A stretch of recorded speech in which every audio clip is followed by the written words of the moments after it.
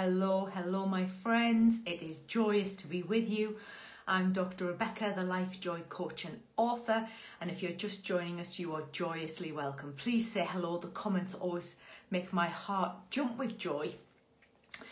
So I'm Dr. Rebecca, the Life Joy Coach and author, and I help brave and brilliant people transform their burnout into balance, so that they can lead richer, more joyful lives with more contentment and see their own worth and capabilities. And that burnout is transformed into blessings. Welcome to the Sunshine Study. I'm back in here. It's a bit chilly today. And as you know, I love sunshine yellow. I love sunflowers because they are tall, they are golden, and they seek the light. And when the gales come, they hold one another together. My precious girl, Anna Wilson, is in the room. Go and look up Virtual Bird. She will solve every problem in your business and make it 10 times better. And I've got this to tell you, Anna, is left, right and centre is a phrase that Papa Nige uses all the time. Succeeding left, right and centre. Love it. Absolutely. Today I thought I'd continue from last week where we talked about boundaries and being essentially bullied and pressurised by things, and how to hold your centre ground with compassion, but firmness and wisdom too. So if you missed that, I would advise you to go back and watch it. I think you'll gain something from it. But today we're going to take that a step forward and see how a lack of boundaries often leads to burnout. And burnout comes in many phases: physical illness, mental unwellness, emotionally draining, situations that just keep coming, or complete collapse. And there's a whole trajectory of those experiences, but something is saying, stop, listen, think, look after me. And your body and mind can scream, and scream very loudly, and then stop on you. And what I want to do is be some part of stopping that, helping it, moving it along. And I think boundaries and burnout are almost like two sides of the same coin. So I've got 5 post-it notes of notes to tell you, and I hope this will help. If you're just joining us, you're very, very welcome. It's lovely, lovely, lovely to have you. It's very easy to think about the rules we give our children as to no longer applying to us. So I often think about, we're often trying to teach children about thinking about consequences of actions.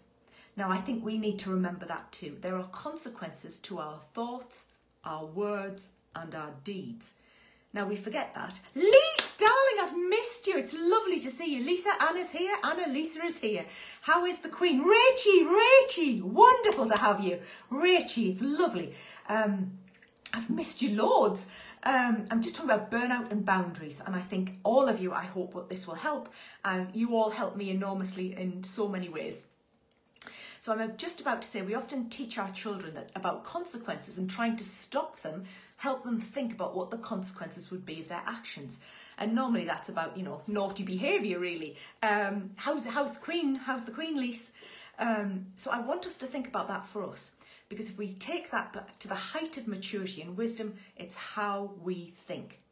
Do we have a voice inside our head that is running criticism, negativity, nastiness, is bullying us, is an amalgamation of the wrong teacher, the wrong parent, the wrong partner, the wrong boss, all of that?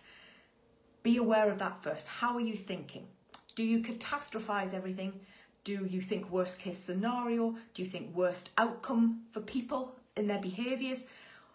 Or do you think, I'm completely paralysed with fear? Are you frightened? Are you fleeing? Are you fearful? Are you freezing? Are you fawning? All of those responses. How do you think? So being aware of your thoughts is very, very powerful, both in establishing some boundaries and preventing you from being burnt out. So awareness is the first step. The second step is to think, is that helpful? Is it kind? Is it true? Is it wise? Now, it doesn't always have to be kind, but it helps if it does. But the truth matters, evidence matters, and wisdom matters.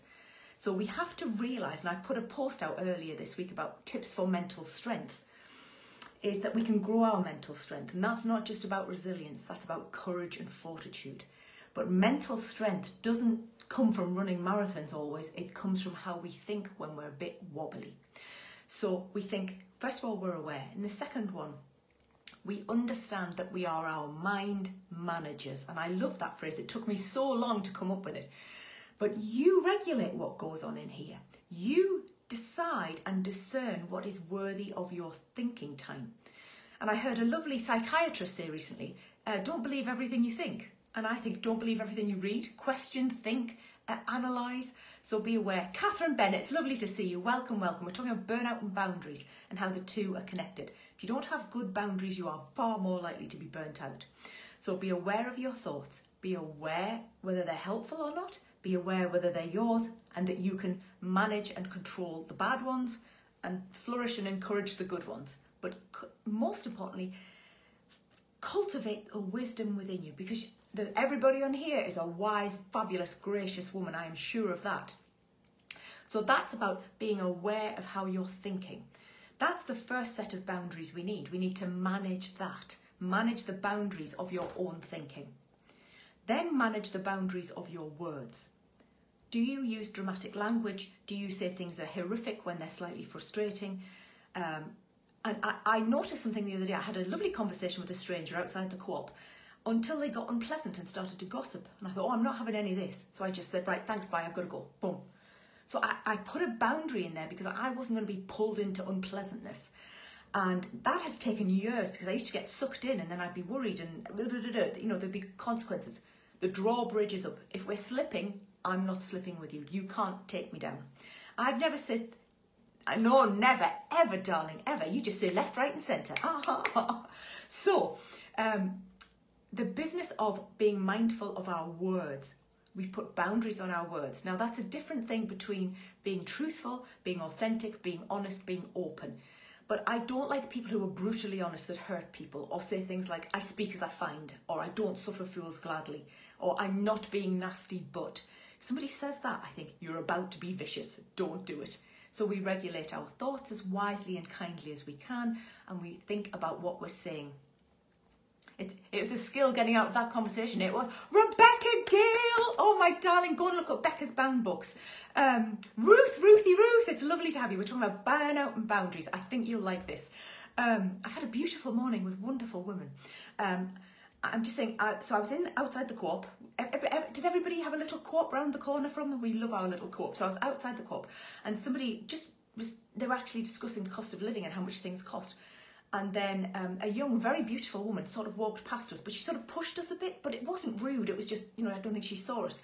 And then this older woman said some unpleasant things. And I just thought, oh, not having this. And I've got better at it, but I've got better at it because I've practiced and I've been aware first. Love the co-op, absolutely. Love its values. That's the whole point, isn't it, Ruth? So in some ways, these are very micro actions that build wise boundaries in our thinking, our speaking, and then our doing. Because once you've got your thoughts and your words lined up beautifully, your actions and your consequences from the thoughts and the words. Margaret Gooley, my darling, it's so lovely to see you. We're talking about boundaries and burnout, Margaret. Give my love to your beautiful husband and your wonderful family. Norman, gorgeous to see you.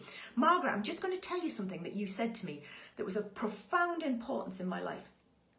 I had lacked boundaries, especially when I was unwell, because I had so little energy, and I often overgave and overworked when I was very unwell. And I did it for a long time in certain areas of my life. And I often did it with people who were unappreciative and one or two who were quite bullying and unpleasant. And when I was deciding to do funeral ministry, I had a lot of opposition from some unpleasant men in positions of power. Margaret said to me, you know what to say. And I'll never forget that, Margaret. You said that to me. You phoned me up and you said, don't be bothered about them, pet. You can say the things that we feel. And because Margaret Gooley said that, I went and did nearly 1,000 funeral services. That's the power of being a loving, fabulous person on this planet. So, just remember that, Margaret. Tell Reverend Malcolm we adore him. And so the business of regulating how we think and what we say makes our actions much more aligned. So then, what are we doing? Well, I had to think about consequences so minutely for so long because I had very little energy and I had a massive amount to manage, and I've had very, very poorly people to manage. And if I make a wrong decision, a wrong choice or a wrong move, there will be great suffering. So I have spent far too much time overthinking the consequences of what I might do. But what that has furnished me with is an ability to help people look at what might happen. So a lot of people have very binary thinking. Well, this has happened or this. It'll be all or nothing. And what severe illness has taught me, and tens of thousands of interactions with clients and hundreds of people through my services, that should be the other way around, hundreds and hundreds of one-to-one clients and tens of thousands through my services. So I've watched the world and humanity make their choices and their consequences of them, is that you can sometimes say, this is a very strong likelihood there will be this outcome. There's a strong likelihood there'll be this one. There could be somewhere in the middle. And a lot of life is happening in the middle ground. Norman, it's gorgeous to see you. Every time I think about you and Mozzie. So think about, you could get A, B or C as an outcome. You might even get an unexpected one. And then you might get an ultrasonically peculiar one that you could never have seen. Or you could get a very nice one or a very nasty one. So there is a trajectory of consequences. Now, often the elements within that have a percentage. So you 80% chance this will happen, 10% this will happen, 2% for this, and the rest for something else. So be at peace that that might happen. And I often have conversations with clients about going into situations where they need a plan. It's a revelation that you need a plan. You need a plan to go and see a doctor. You need a plan to have a discussion with somebody at work. You need to have, anybody where you have to do something where there will be accommodations needed or concessions. So you need to plan out what you're going to think about it, what you're going to say, what you're going to do, what they might respond with, and then cover those bases with logic, calmness, and evidence. And practice your lines first. So these are quiet boundaries of everyday living, and if we have these in place, we are much less likely to be burnt out. Why are you burnt out? Have you run yourself ragged looking after everybody else's needs and wants, and you haven't got much in the tank to start with?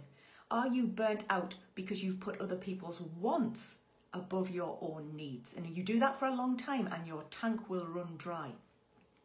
I had one of the most extreme forms of burnout. I had 20 years of very severe ME. So, I've got 10 minutes of energy a day. I couldn't squander that. And now, thank God, I have much more. And I feel abundantly blessed to be able to take myself to the shower, to stroll with the dog, look after my dad, look after my clients, be married to Mr. Dinsdale. Normal life fills my soul. But sustaining all of that needs huge boundaries. I know I can't have so many clients in a day that I end up on the floor by the end of the day. So the clients I do have, I must look after as well as I can.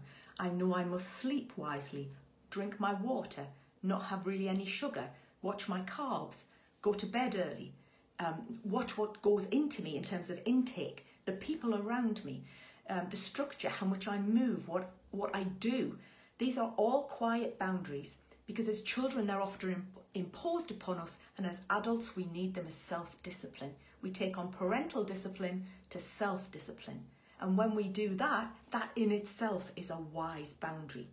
I think burnout is a consequence of no boundaries or not good enough ones, and often the most compassionate people have problems with boundaries because they give and they give and they give and they give.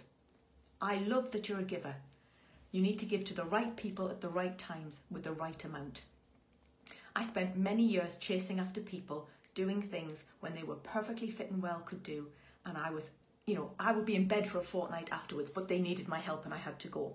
And I've suddenly realised now about giving is that you realise that there is a finite amount, and that if you push you will end up with an infection. Why do you think people end up with an infection the first day? Sometimes they go back to work after a certain thing, or they get an infection on the last day of work when they've got a week's holiday. There are outcomes to things, and I want you to avoid more than anything infections, exhaustion, breakdowns, ruination, accidents. Things happen to slow us down. And I often say the body and mind will scream when the lips don't speak. So we need to be able to say, thank you for including me, I just can't. I'm sorry I can't do that week. Would we do it in a fortnight's time? I think I'll be well enough to do it then. Those kinds of sentences. And whether well enough is, you use your sentences, I can manage it then, how much you take on.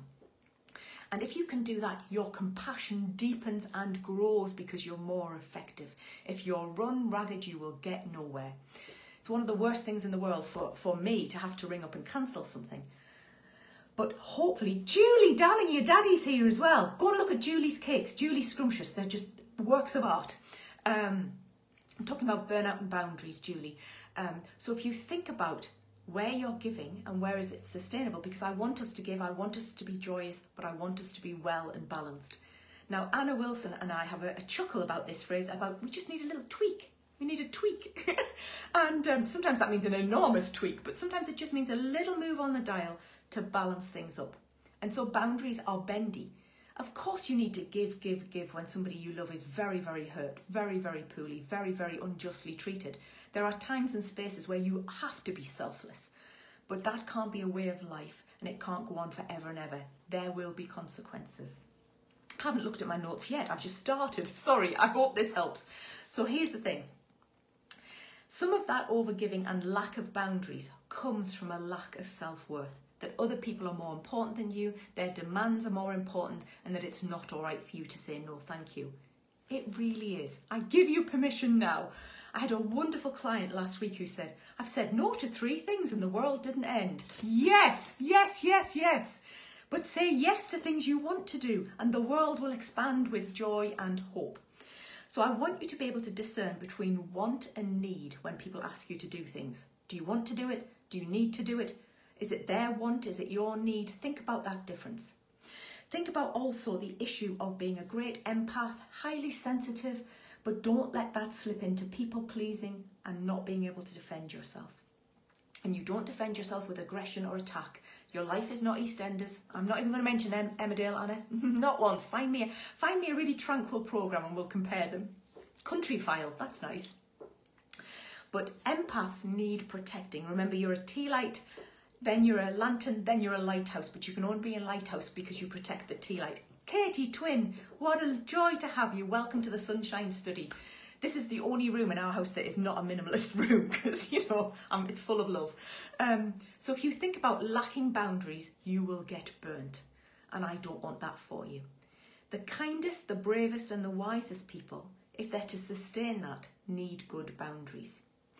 Now, stop over apologising. Stop belittling yourself. Stop saying sorry before you speak. Stop hesitating. Stop saying, minimalist room, your kitchen. Oh, well, yes, but Anna, I live with Mr. Dinsdale, who would just have the place cluttered to, like you wouldn't believe, keep every envelope. But you gave me that envelope. Keep every shoebox, because we bought that shoebox together, And actually, Anna, it's not pink, it's mauve. Please get the correct terminology. You've been in it. So if you think about that, think about the things you're doing now that negate your own boundaries. You go to bed too late, you eat the wrong things, you have cans of pop. I have such an aversion to pop, but I love bedtimes, I love water, I love good food, and I love good daylight and movement and good people. They are wise boundaries for you. They are filling you with joy. And I used to be quite self-deprecating in front of a certain set of people until I noticed they didn't chuckle, they just affirmed the deprecation. And they would say, oh yes, well, you're useless at that. And I think, oh, that's a bit sharp. So if I can do an intake of breath, I know that my little boundary barometer is moving. So now I've just stopped that. And I've also really reduced my contact with them because they're not worthy of my wit, my humour or my humility. That's a boundary. But I got very burnt in the process. And we all do this. We're all managing our relationships. Just manage them well for good people. This is about maintaining your mental, physical, spiritual and emotional energy. So, how do you do that? We've got a few minutes left. You just do little practices, little tries. You look for the tiny treasures. You just say no thank you a few times. Easy no's. So sometimes if somebody offers you something you really don't need another piece of cake, you just say no thank you. You just practice with safe people. And you say, I've got to be in bed by. These tiny little boundaries all the time of discipline and structure save your sanity and your energy. And be aware of something else when I'm talking about boundaries and burnout, is that sometimes there is an unconscious gain that you don't even know you're having. Is that I often say, I never ever want to be self-piteous or embittered. And my knees have been bending in my life. I have prayed that I could find a spark of joy, a spark of positivity, that I don't get to be one of those people who picks up the phone and, breathes fire and venom to people. I never want to be that. I always want to say to somebody, how are you? Even when my world has been crushed, I still want to know how they are, hope they're all right, and can I help them in any way? So that's a very important practice of a boundary, is that you have a boundary for yourself as well as other people. But when I say secondary unconscious gain, is that you just become familiar with being the martyr. You become familiar with the one who does everything. You become and everybody around you becomes familiar with that too. So you're either the go-to person, or the person that everybody just assumes will do it, or the person who always makes contact, or the person who always pays, or the person who does the extra job when they're absolutely on their knees and they shouldn't do it. And I did this a lot. People used to ring me up for work and they'd go through the list of all the people they tried first. Oh, and we're desperate, so we're getting you. And I used to think, that's really quite rude. And for a long time, I used to just say yes. And every now and again, I used to think, well, if you're not desperate, you know, there was a funny boundary issue for me for a long time. But I've learned. So the thing about unconscious gain is that it's the status quo. It keeps things happy. And sometimes it avoids you confronting very difficult realities that need challenging. So being aware of that. And also, there's a phrase that I use often. I've used it in my next book called "There is power in the pity pot." Don't go near it. Don't go near any of it. Sheila Miller, welcome. It's lovely to have you. We're nearly finished. I'll try and summarise with some good stuff. We're talking about burnout, having, you know, the consequence of a lack of boundaries. So here, I wanted to say, I've written bedtime sugar and water. How many times do I say that? So even if it's diet pop and it may be sugar-free, it doesn't mean it's junk-free. So just remember that. Really, really think about what's going into you. That's a kind boundary to yourself. How many cups of tea are you having? How many cups of coffee? How many energy drinks? Juices? Give yourself some good fluid, some good food, and look after yourself. So I hope that you see that how you think, what you say, how you act, and how you interact provides the ammunition and the defence for you to look after your energy. When you do that, especially if you haven't got enough, that prevents the burnout. Good boundaries negates burnout. Now, I often say, where are you on your burnout barometer? Are you sort of up to here and you can sort of still breathe, the water isn't getting to you? Are you up to here and it's getting tight and really worrying? Or do you feel like you're drowning? Because if you're anywhere above your chest, you're in trouble. You need to be in sort of waist or ankle level water in life. Hopefully not in it all the time. But remember that tea light needs protecting, because the world actually needs more of you, not less. And when you're burnt out, you're not giving out as much as you could. And it's far lovelier to be efficient, effective, and full of joy. So I hope all of that helps. Do you want to see my post-it notes? They're all chained together. I do like a bit of stationery, done with a purple pen. So I hope you have a lovely, blessed weekend. I hope you've had a calm week, a productive week. I hope you found the help that you need. And I hope that the help will come in unexpected forms and joy. But most importantly, I hope you can be the help. May the road rise to meet you. May the wind be at your back. May the sun shine warm upon your face and the rain fall soft upon your fields. And until we meet again, may God hold you in the hollow of his hand. Take care, my friends. Go safely. Oh, hello to Christy. Should we just do a whole Facebook Live on Christy? Because she has no boundaries. But I've got something lovely to tell you about her next time. But we've had, Kev had a week off last week, so she was just besotted with joy. Then he's gone back to work and she is bereft without him. And she's just mournful because she's just got mummy and it's just so boring because there's all the rules and the boundaries. And then when I take her to see my dad, it's like grandpa's like higher level than mummy. So she would send you all our love. If you don't know who Christy is, she is our 1.5-year-old cockapoo, lifetime ambition to have a dog. Took me till 40 years to get a dog. And she's got no boundaries at all, but we're trying to teach her some manners, but she is effusively loving. So she sends her love to you, love to Pops too. And you really need to have a bow tie on your dog. You know who's watching, they will understand that. So take care, my friends. Have a lovely weekend. God bless, be safe, and thank you for your wonderful support. Thank you for coming. Thank you for your comments. Thank you for every book. Alice Gilbert, lovely to have you. Watch the replay. I think you'd like it. Yes, definitely. I think that's lovely. I honestly, there's so much I could say about the dog. I'll leave that for next time. We'll do like the life lessons the dog's taught me. So watch the replay. I think you'll like it. Thank you for every comment, every support, every share, every book sale, every client, every course that you buy. These are small but mighty acts, and it means I can keep doing this. So thank you. I've got no other option. I have to do this. I have to be with you. This is my loving purpose. So thank you for having me. Take care. God bless and be safe, my friends.